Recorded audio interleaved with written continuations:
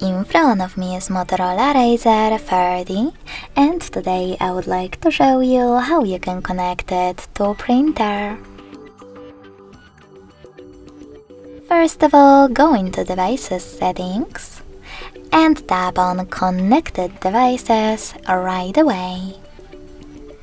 Then click on Connection Preferences, select Printing, and tap on Default Print Service. Now wait, your device is now looking for a printer. When it finds one, it will connect to it right away. In order to disable this service and download a new one, tap on blue sweater at the top, go back, and choose Add Service over here. Now you need to pick the best one for you and install it.